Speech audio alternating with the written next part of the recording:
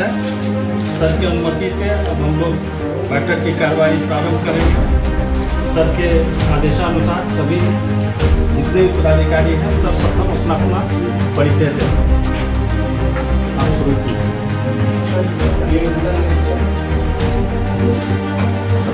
नगर परिषद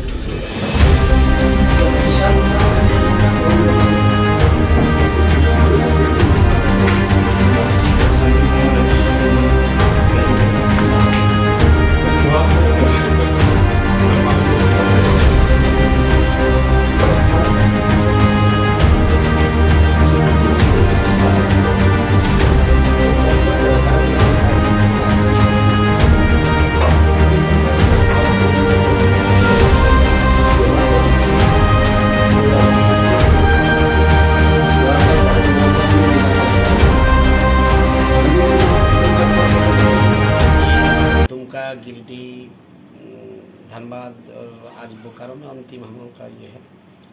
और आज का सभापति जो थे चंद्रवंशी जी, उन्होंने आए थे लेकिन थोड़ा तबीयत खराब होने के चलते बैठक में ये कर पाए।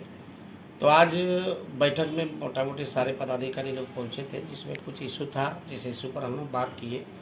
और सारे लोग से हम लोग एक्चुअली सदन में जो माननीय लोग सवाल रखते हैं, 2 लाख 2.5 लाख जनता का आवाज़ बन के सदन जाते हैं। सदन में जो सवाल होता है उस सवाल का जवाब जो वहाँ दिया जाता है, उसी जवाब के अनुरूप ही आज हम लोग बैठक करते हैं कि वो जवाब जो दिया गया है वो कितना सत्य है और वो उसका स्थिति और परिस्थिति क्या है। उस विषय पर हम लोग सारे विभाग को क्रमानुसार हम लोग उसका ये किए। जितना सवाल था इस क्षेत्र के संबंधित, इस जिला से संबंधित जितना क्षेत्र सवाल था, जिसमें मोटा मोटी एवरेज में जवाब जो आया है सब ठीक ठाक था।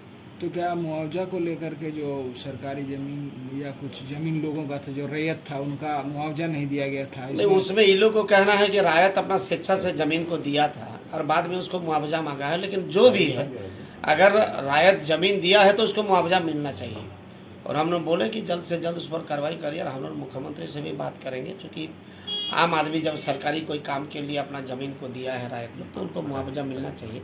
इन लोगों को बोले कि आप लोग सेक्रेटरी के पास इसका लेटर भेजिए और हम लोग जल्दी सेक्रेटरी से, संबंधित पदाधिकारी से और हमारे सीएम साहब से भी बात करेंगे। जल्द से जल्द उसको मुआवजा दिलाने का जो प्रक्रिया है उसको हम लोग कर पाएंगे। ये देखा गया कि आप जब सवाल ये ले रहे थे या सवाल मतलब कर रहे थे, तो अधिकारी के पास मतलब वो डाटा नहीं था।